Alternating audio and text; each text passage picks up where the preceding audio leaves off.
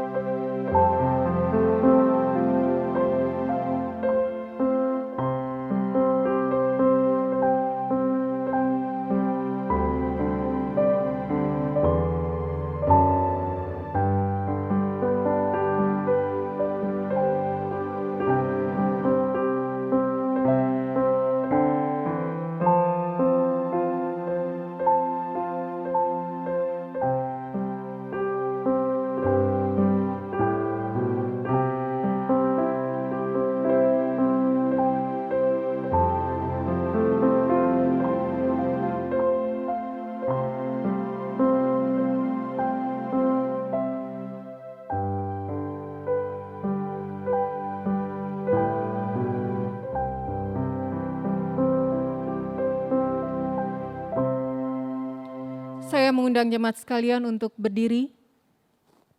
Ibadah kita pada pagi ini diawali dengan satu pengakuan bahwa pertolongan kita adalah di dalam nama Tuhan yang menciptakan langit dan bumi. Turunlah atas kita sekalian anugerah dan damai sejahtera dari Allah Bapa kita, dari Tuhan kita Yesus Kristus, serta di dalam persekutuan Roh Kudus. Amin.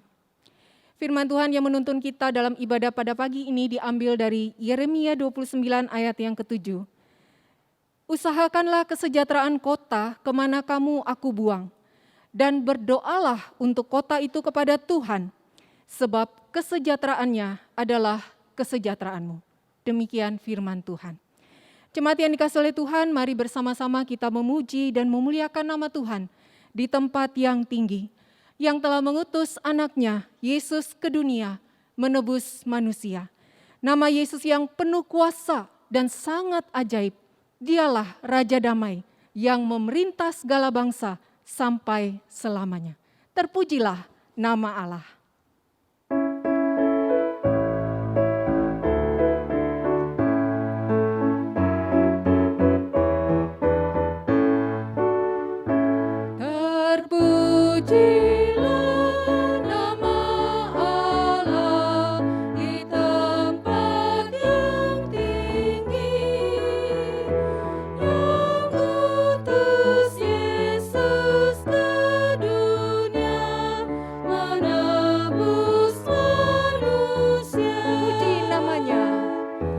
Puji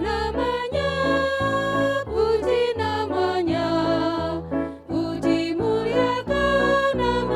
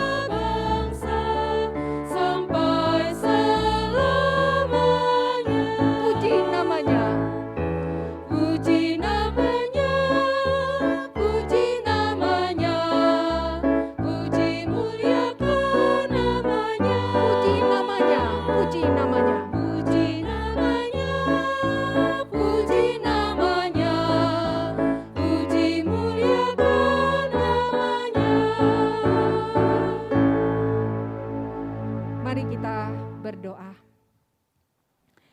Ya Tuhan, terpujilah nama-Mu.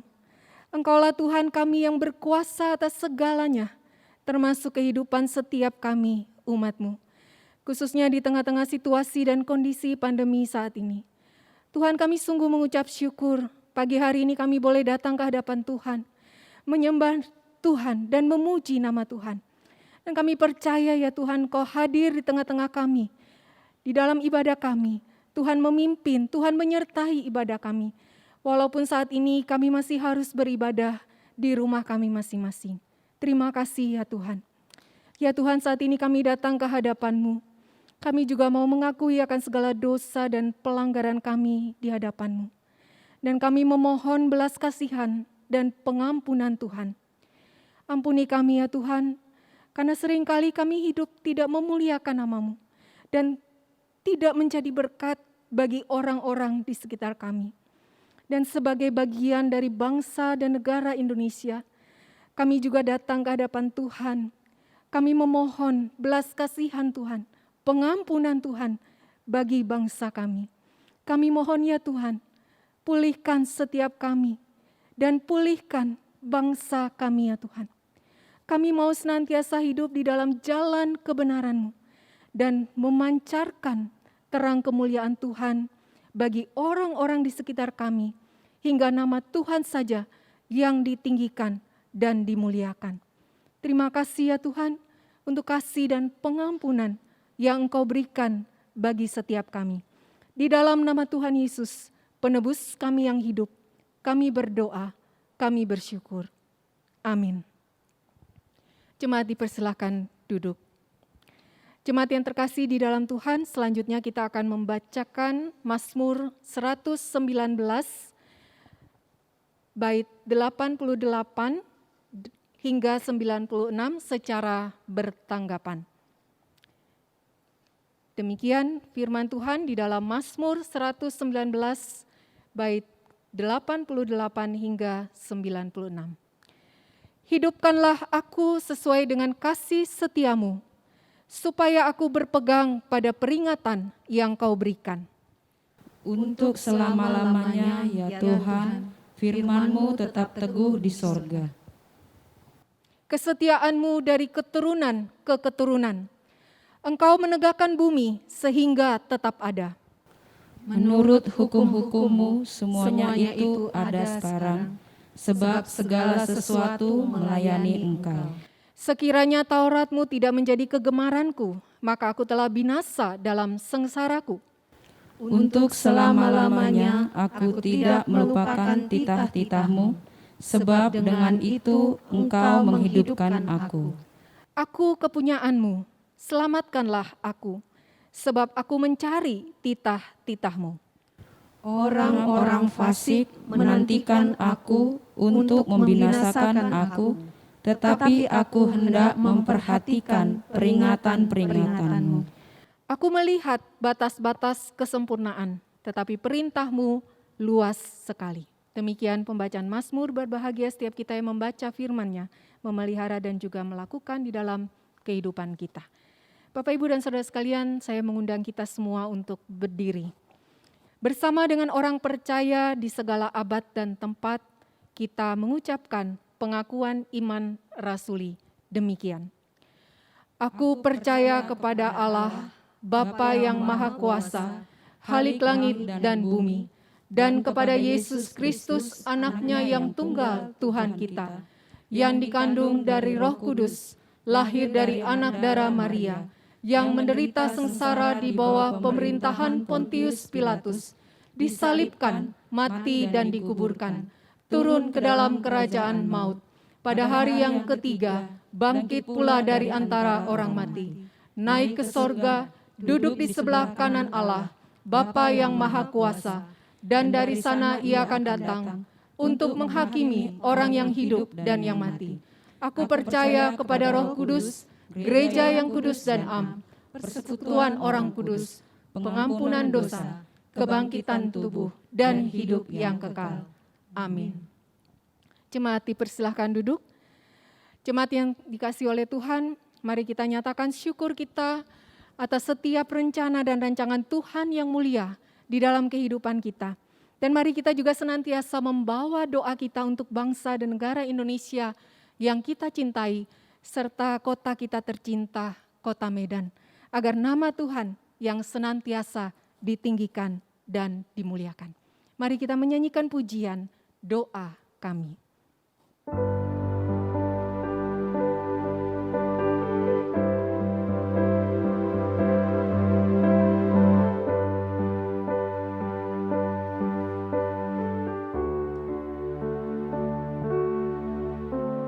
Syukur untuk setiap rencanamu dan rancanganmu yang mulia. Dalam satu tubuh kami bersatu untuk jadi duta kerajaanmu. Ku ucapkan berkat atas Indonesia, biar kemuliaan Tuhan akan nyata bagi bangsa ini. Kami berdiri dan membawa doa kami kepadamu. Sesuatu yang besar pasti terjadi dan mengubahkan negeri kami.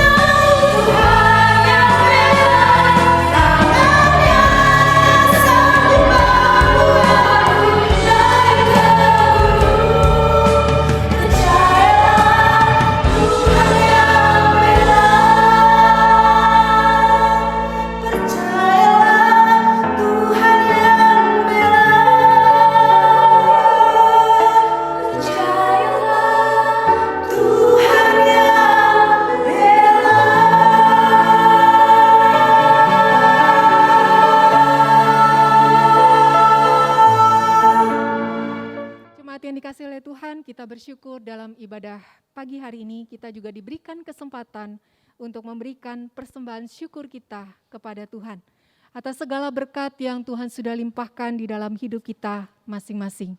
Dan betapa kita tidak bersyukur, kita juga memiliki tanah air yang kaya dan subur. Itu semua adalah berkat karunia Allah kita, Allah yang agung dan maha kuasa. Bapak, Ibu, dan Saudara, kita dapat memberikan persembahan syukur kita dengan cara kita mentransfernya ke rekening gereja, rekening BCA yang tertera di layar kita atas nama Gereja Kristen Kalam Kudus Medan.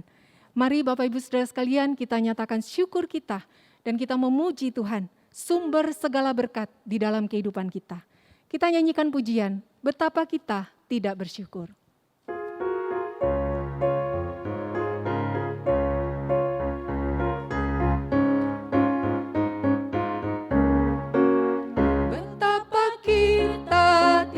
Bersyukur bertanah air kaya dan subur, lautnya luas, gunungnya megah, menghijau padang, bukit dan lembah. Itu semua berkat karunia Allah yang agung maha kuasa. Itu semua berkat karunia Allah yang agung maha kuasa. Alangkah indah pagi mereka, bermandi cahaya surya nan cerah. Di tingkah kicau burung tak henti, bunga pun bangkit harum berseri. Itu semua berkat karunia Allah yang agung maha kuasa. Itu semua berkat karunia Allah yang agung maha kuasa.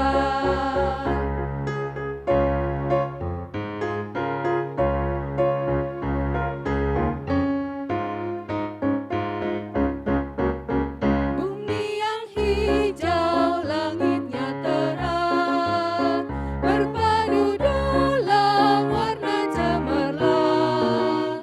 Indah jelita, damai dan teduh, bersama kita jaya dan teguh. Itu semua berkat karunia Allah yang agung maha kuasa. Itu semua berkat karunia Allah yang agung maha kuasa. Saya mengundang jemaat sekalian untuk berdiri. Mari kita datang ke hadapan Tuhan dan membawa persembahan kita, dan kita akan bersama-sama berdoa. Ya Tuhan, kami membawa seluruh persembahan syukur kami ke hadapan-Mu. Sebab siapakah kami dan siapakah bangsa kami ya Tuhan, sehingga kami mampu memberikan persembahan sukarela seperti ini. Sebab daripada-Mu-lah segala-galanya, dan dari tangan-Mu sendirilah persembahan yang kami berikan kepadamu. Terimalah persembahan syukur kami ya Tuhan, dan tolonglah kami agar kami juga mempersembahkan seluruh kehidupan kami sebagai persembahan yang hidup, yang kudus, dan yang berkenan bagi Allah. Terima kasih ya Tuhan. Tuhan, saat ini kami juga bersama-sama datang ke hadapan Tuhan. Kami juga bersahati dan berdoa bersama-sama bagi saudara-saudara kami, jemaat Tuhan yang sedang mengalami berbagai pergumulan di dalam kehidupan mereka saat ini. Baik itu mereka yang sedang menghadapi pergumulan akan kesehatan mereka, mereka yang sedang menghadapi pergumulan ekonomi, pergumulan di dalam usaha pekerjaan di tengah-tengah situasi kondisi pandemi saat ini, pergumulan di dalam keluarga, pergumulan studi, masa depan anak-anak, dan juga pergumulan yang lainnya. Ya Tuhan, kami mohon, tolong kuatkan dan teguhkan hati setiap kami anak-anak-Mu yang bergumul saat ini. Biarlah di dalam setiap pergumulan kami tetap percaya, kami tetap berserah penuh kepada Tuhan. Terima kasih ya Tuhan. Kami juga mau berdoa dan membawa bangsa dan negara kami yang kami cintai, bangsa Indonesia, dan khususnya kota kami tercinta, kota Medan. Kami mohon Tuhan memberkati para pemimpin kami di dalam menjalankan tugas dan tanggung jawab yang sudah dipercayakan kepada mereka. Agar mereka dapat menjalankannya dengan baik, dengan penuh tanggung jawab, dengan penuh takut akan Tuhan.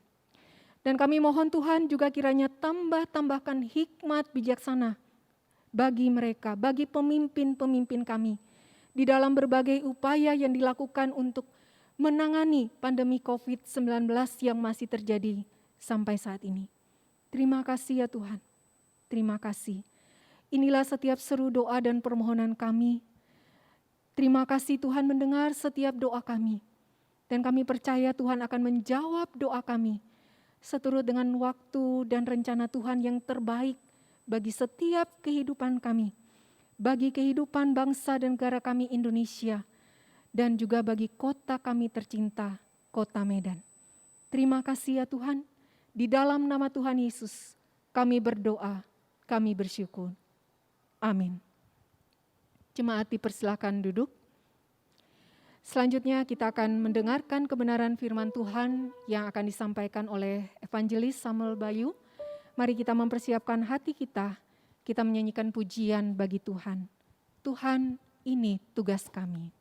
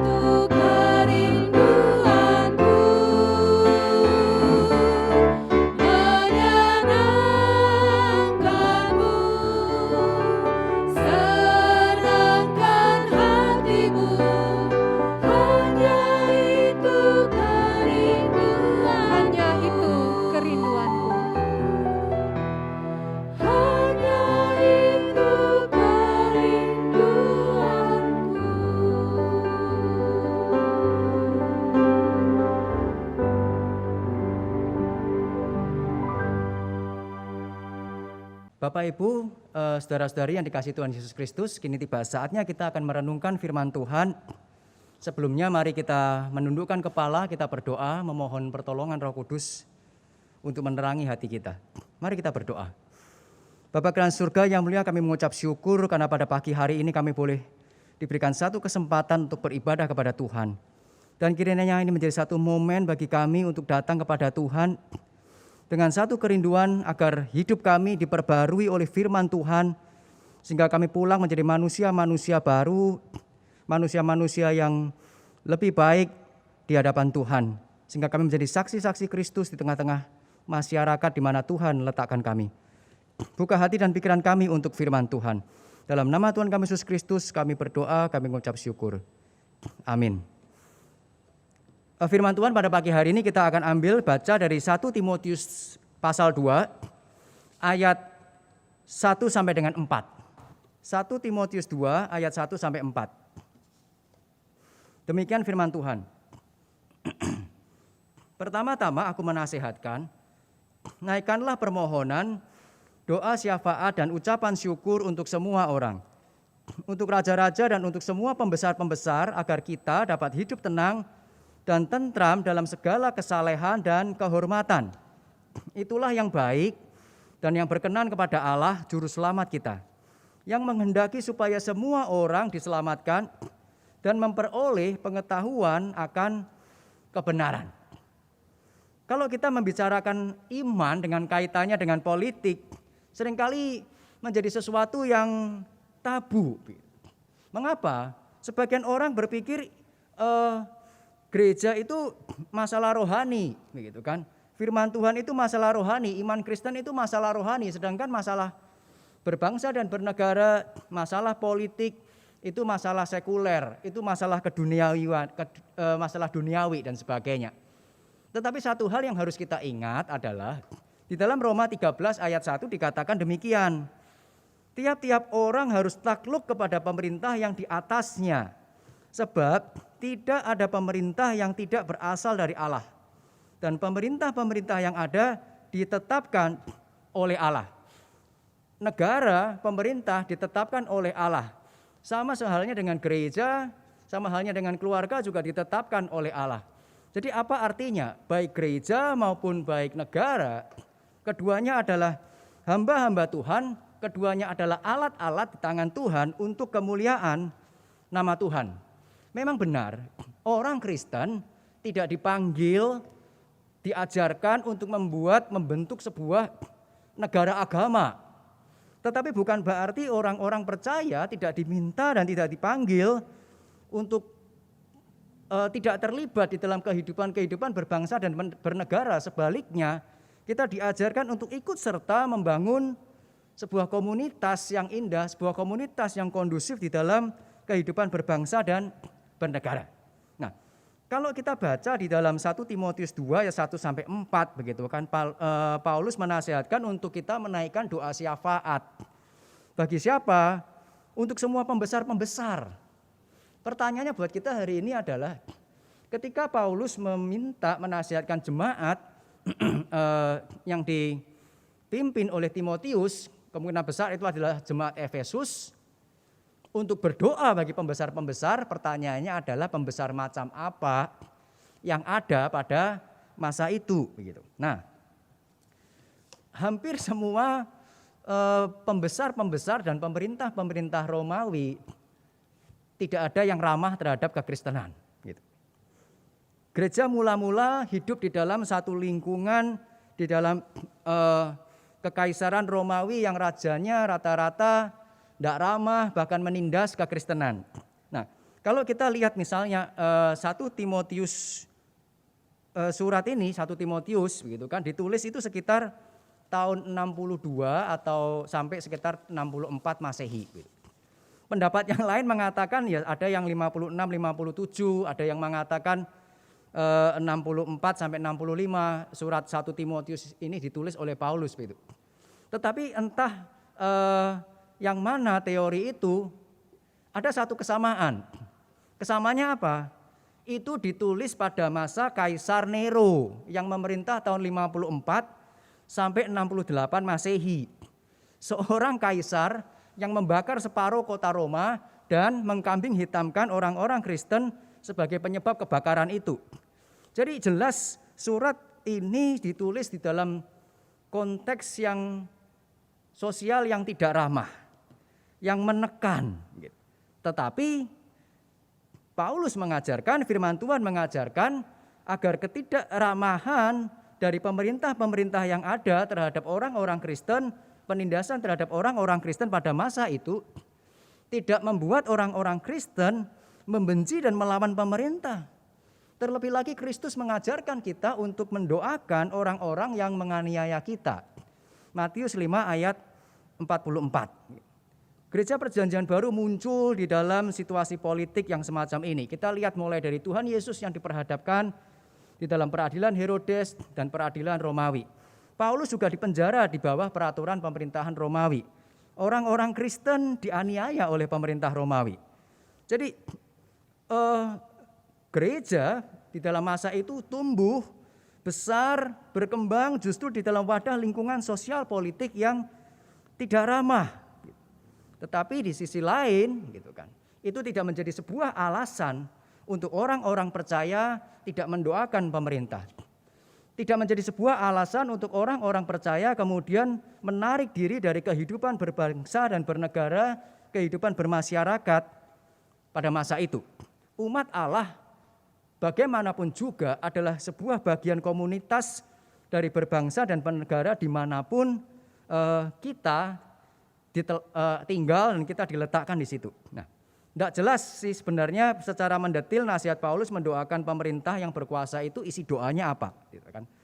Tetapi yang pasti adalah tujuannya supaya kita semua dapat hidup tenang dan hidup tentram dalam segala kesalehan dan kehormatan.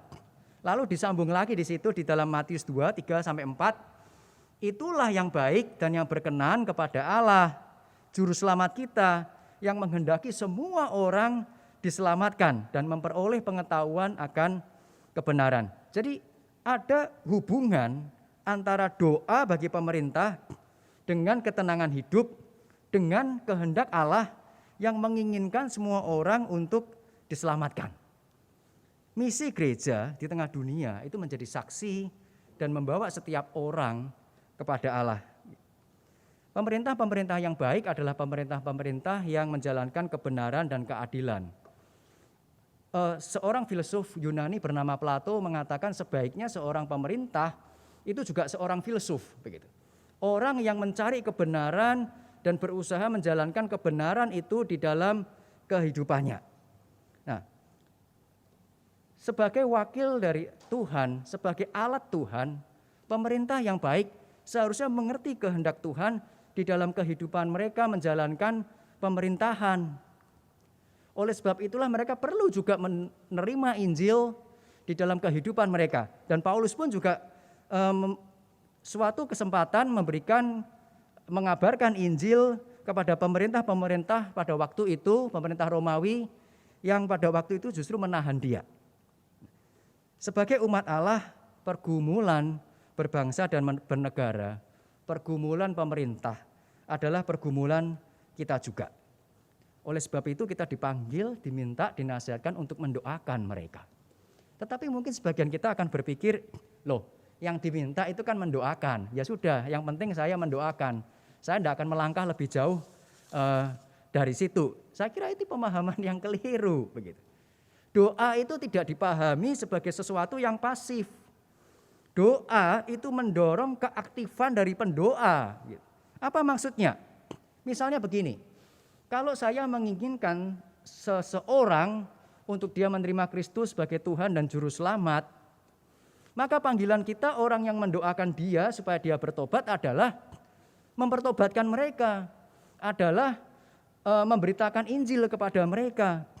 Kalau kita berdoa supaya Tuhan menolong seseorang, maka panggilan kita adalah kita bertindak untuk menolong dia, menjadikan kita adalah jawaban dari doa kita.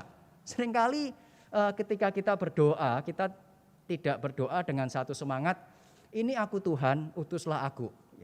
Aku berdoa kepada Tuhan, aku menaikkan kehendak kepada Tuhan, dan utuslah aku untuk menjadi jawaban atas doa itu. Seringkali kita berdoa dengan model seperti ini. Ini aku Tuhan berdoa kepadamu, tolong utus dia untuk bereskan apa yang saya mau. Bukan itu yang Tuhan kehendaki ketika kita berdoa. Setiap doa mendorong pendoa-pendoanya untuk ikut serta terlibat menjadi jawaban-jawaban apa yang para pendoa itu doakan.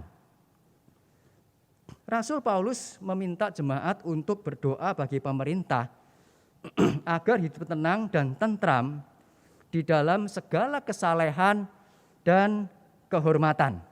Tolong garis bawahi kata kesalehan dan kehormatan.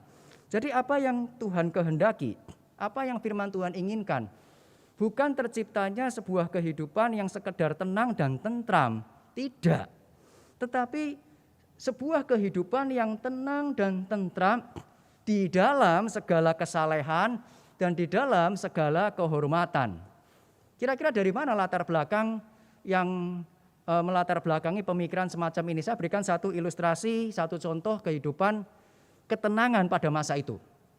Nah, ketika surat 1 Timotius itu ditulis, sekitar tahun anggaplah 62, 64 begitu Masehi, di dalam kekaisaran Roma sedang pada masa yang damai, yang tenang. Yang disebut di dalam sejarah namanya Pax Romana. Itu muncul ketika Jenderal Agustus menjadi kaisar setelah dia mengalahkan rivalnya di dalam satu pertempuran di Actium. Rivalnya namanya Jenderal Mark Antony. Kaisar Agustus berkuasa dan setelah itu Roma berada di dalam satu masa yang relatif tenang, relatif damai selama sekitar 200 tahun sampai sekitar tahun 180 Masehi ketika Kaisar Marcus Aurelius meninggal. Nah, cuman permasalahannya adalah banyak sejarawan yang mengatakan ketenangan pada masa Pax Romana itu bukan ketenangan yang muncul dari kesukarelaan dan sebagainya, kesukacitaan, tetapi ketenangan yang dibentuk melalui apa?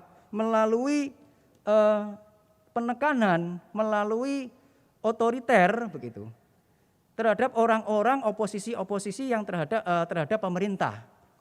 Jadi ini ketenangan dengan cara membungkam oposisi. Ini ketenangan yang diperoleh dengan cara otoritarian yang menekan orang yang mengkritik, orang yang berbeda. Bukan ini ketenangan yang Tuhan inginkan, bukan ini ketentraman yang firman Tuhan nasihatkan untuk orang-orang Kristen kerjakan. Nah, orang-orang Kristen dipanggil menghadirkan ketenangan dengan cara yang berbeda. Kalau kita melihat bahasa asli gereja itu disebut dengan bahasa Yunaninya eklesia. Nah, eklesia bukan sebuah kata yang baru muncul ketika gereja muncul, enggak. Eklesia dan perilaku bereklesia itu sudah ada sejak zaman dulu. Pada masyarakat Yunani kuno juga sebenarnya dikerjakan dan dilakukan di dalam masyarakat Israel dalam perjanjian lama. Eklesia arti harafiahnya adalah dipanggil keluar. Nah, dipanggil keluar dari mana ke mana? Sebelum ada gereja maksudnya dipanggil keluar adalah dipanggil keluar dari rumah kepada pengadilan publik, kepada kalau Yunani itu di tengah kota ada city hall di situ dan para eklesia itu berkumpul di situ. Kalau di dalam budaya Ibrani, budaya Israel, mereka tidak duduk di city hall, mereka duduk di gerbang-gerbang kota. Nah, lalu apa yang dikerjakan para eklesia ini? Nah, yang dikerjakan oleh para eklesia ini adalah mereka mengadili, mereka menghakimi, mereka menyelesaikan masalah-masalah publik. Jadi ketika ada dua orang yang berselisih gitu kan tentang ternaknya, tentang tanahnya atau apapun juga, mereka membawa perkara-perkara mereka kepada para eklesia ini. Nah, lalu orang-orang ini menyelesaikan masalah dengan adil, dengan benar, sesuai dengan hukum yang berlaku di dalam masyarakat itu. Tujuannya apa? Tujuannya agar tercipta ketenangan dan ketentraman. Tujuannya agar tercipta shalom di dalam masyarakat itu. Bahkan ada yang mengatakan demikian. saking pentingnya kehadiran eklesia di tengah masyarakat, maka kalau ada musuh yang ingin menyerang sebuah kota, mereka bisa menyerang dengan dua cara. Cara mahal sama cara murah. Kalau mahal bagaimana? Ya pakai pasukan, perbekalan, diserbu aja begitu kan. Nah itu yang mahal, tapi cepat. Kalau yang murah meriah agak lambat. Caranya bagaimana? Caranya gampang. Musuh menyewa pembunuh-pembunuh bayaran, pemanah-pemanah bayaran begitu kan. Kalau bahasa sekarang sniper. Untuk apa? Untuk membunuh para eklesia itu. Nah, ketika para eklesia itu dibunuh, lalu masyarakat memilih eklesia lagi. Lalu bagaimana? Ya dibunuh lagi. Sampai eklesia itu habis, atau ya barangkali ada eklesia, ada orang yang menggantikan tetapi kualitasnya tidak bagus. Lalu yang terjadi apa? Keadilan tidak ada, kebenaran tidak ada. Mereka main hakim sendiri, pecah, dan sebuah kota hancur dengan sendirinya. Itu caranya. Jadi peran gereja, peran eklesia menjadi satu peran yang sangat penting di dalam kehidupan masyarakat di mana mereka berada.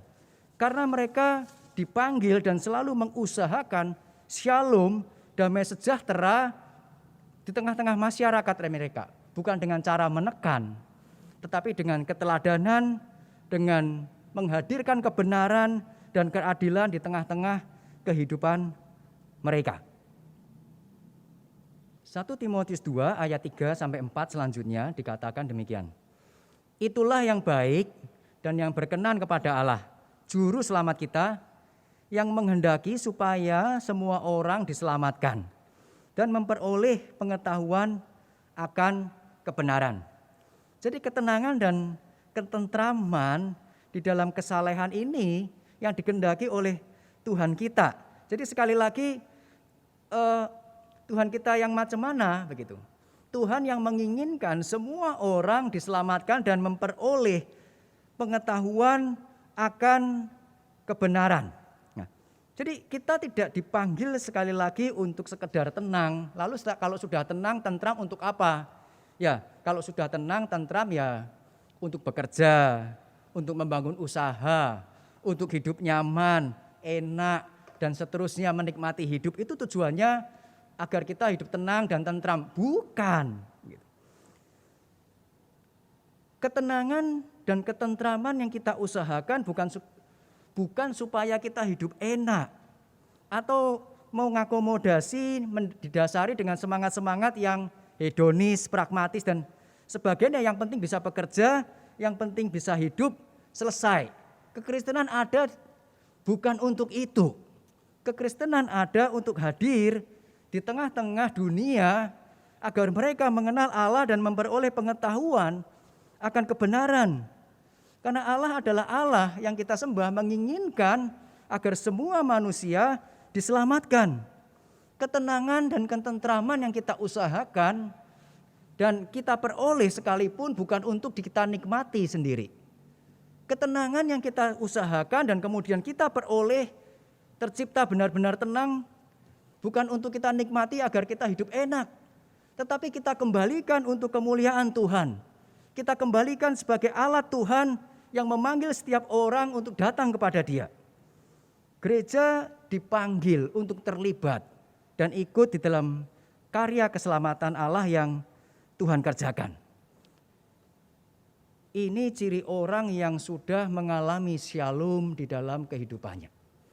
Dia tidak lagi khawatir dengan apa yang dia makan, apa yang dia minum, tetapi dia di dalam kehidupannya dia lebih memikirkan bagaimana rencana Allah, bagaimana kerajaan Allah itu dihadirkan melalui kehidupan saya, melalui kehidupan kita di tengah-tengah dunia ini.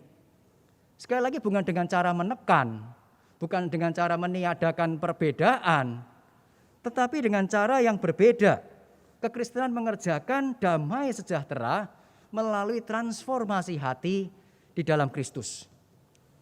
Kekristenan mengerjakan kedamaian melalui perubahan hati dan perubahan hidup orang-orang yang dimenangkan di dalam Kristus. Ketenangan dan sumbangsih kita bagi negeri kita harus dikerjakan dari sudut pandang kehendak Allah, melalui keteladanan hidup, melalui pemberitaan kebenaran, melalui integritas hidup kita, orang-orang percaya yang menjadi inspirasi bagi masyarakat di sekitar kita. Ada banyak cara untuk kita memberikan sumbangsih. Melalui kepedulian kita di dalam masalah-masalah sosial, aktivitas-aktivitas sosial yang mungkin kita bisa kerjakan, membantu mereka yang kekurangan, melalui diakonia, dan seterusnya. Itu salah satu. Melalui pendidikan, bukan sekedar memberikan pengetahuan kepada anak-anak kita, tetapi juga menanamkan kebenaran dan keadilan di dalam hati mereka. Bahwa mereka bukan sekedar menjadi anak-anak yang pintar, tetapi anak-anak yang mengenal Tuhan. Sebagai gereja, kita tidak mendidik anak-anak kita, tidak mendidik jemaat untuk sekedar menjadi orang yang baik. Tetapi kita mendidik jemaat kita untuk menjadi orang yang benar di hadapan Tuhan. Sebagai warga negara, kita bisa mengikuti peraturan-peraturan pemerintah yang membangun dan mendukung kehidupan. Misalnya protokol kesehatan. Sebagai keluarga, institusi yang terkecil di tengah gereja dan institusi yang terkecil di tengah masyarakat kita. Mendidik anak-anak kita agar mereka bertumbuh di dalam kebenaran firman Tuhan. Saya akan menutup perenungan pada pagi hari ini dengan membandingkan dua buah keluarga yang pernah hidup di dalam sejarah. Yang pertama adalah keluarga Jonathan Edwards. Dia hidup di abad ke-18. Dia seorang pengkhotbah kebangunan rohani pada masanya. Dia menikah dengan seorang wanita yang takut akan Tuhan bernama Sarah. Nah, setelah diselidiki, Jonathan Edwards memiliki sekitar 1.000 keturunan. Di antaranya demikian, 13 orang dari 1.000 itu, 13 orang menjadi rektor, 65 orang menjadi profesor, 3 orang menjadi senator Amerika Serikat, 30 orang menjadi hakim, 100 orang menjadi pengacara, 75 orang menjadi perwira militer, 100 orang menjadi pendeta, 60 penulis terkenal, 80 orang memegang peranan penting di dalam berbagai instansi atau pemuka masyarakat. Salah satunya menjadi gubernur di dalam Amerika Serikat. 1 orang wakil presiden Amerika Serikat. 66 dokter, 135 editor, 1 orang penerbit, 100 lebih orang menjadi misionaris Kristen, dan 1 orang menjadi penilik keuangan Amerika Serikat. Tidak ada satu keturunannya yang merugikan pemerintah dan memberikan sumbangsih kepada negara. Orang yang kedua adalah Max Jukes. Dia orang yang hidup sejaman dengan Jonathan Edwards. Tetapi orang ini 180 derajat berbanding terbalik begitu dengan Jonathan Edwards. Dia seorang ateis. Dia tidak takut akan Tuhan. Dia seorang pemabuk. Hidupnya dijalankan dengan semau dia sendiri. Dia tidak mendidik anak-anaknya di dalam kebenaran firman. Setelah diselidiki, dia punya 540 keturunan. Beberapa di antaranya adalah 310 seorang pengemis, 150 orang keturunannya masuk penjara karena berbagai macam kejahatan dengan hukuman rata-rata 13 tahun. 7 di antaranya seorang pembunuh, 100 lebih pemabuk. Banyak dari keturunannya menjadi wanita yang tidak baik. Keturunan Max Jukes dicatat merugikan negara sebesar $1/4 juta pada abad ke-19, bukan sekarang.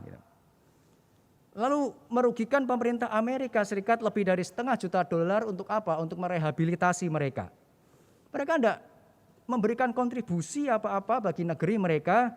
Sebaliknya, kontribusi mereka adalah kerugian yang besar bagi negara.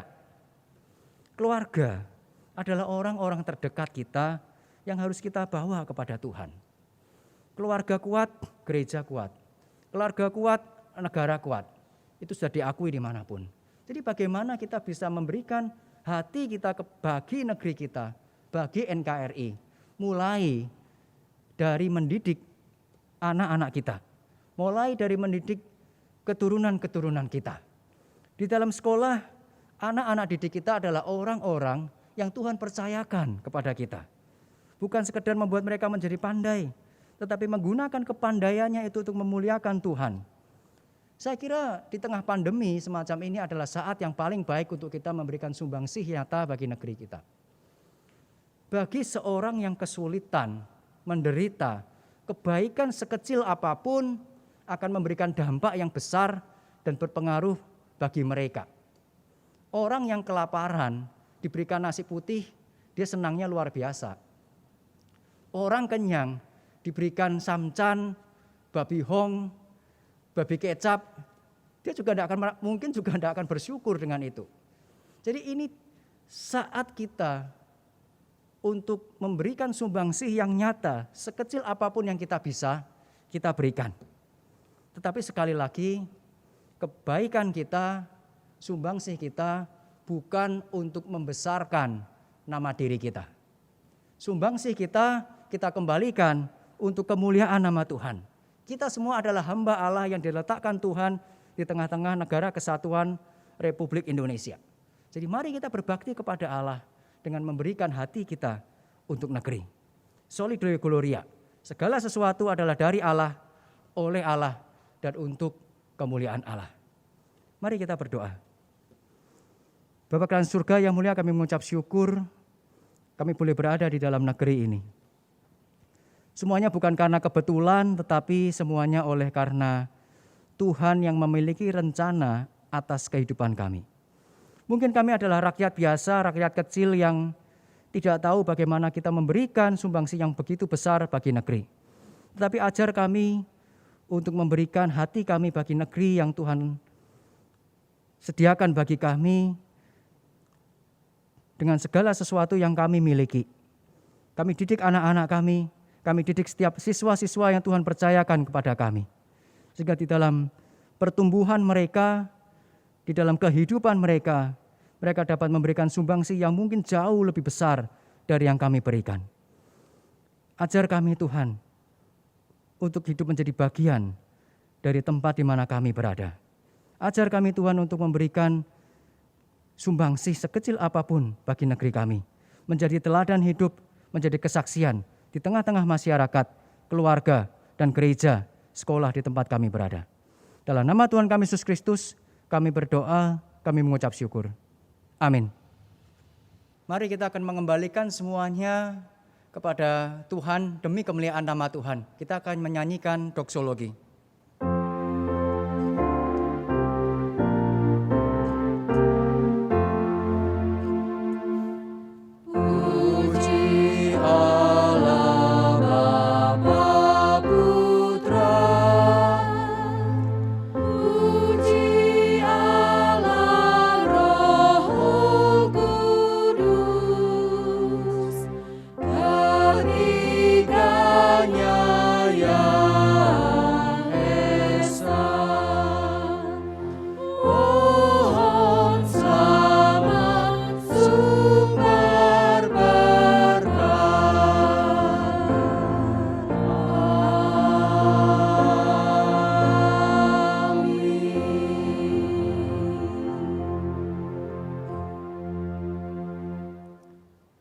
Saat ini kita akan kembali ke dalam kehidupan kita masing-masing.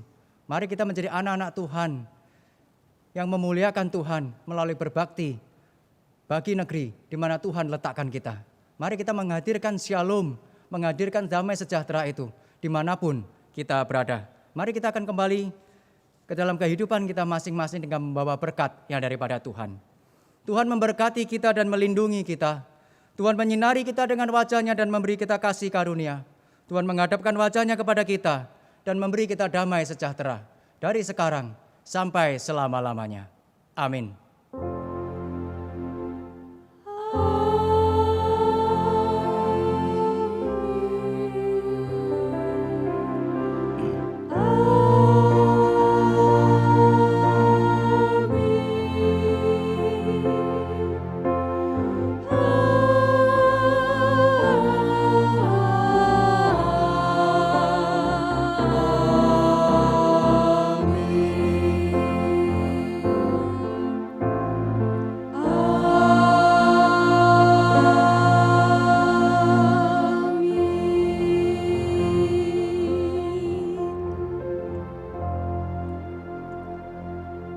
Jemaat dipersilakan duduk. kebaktian telah selesai. Mari kita bersaat teduh sejenak sebelum kita kembali ke dalam kehidupan kita.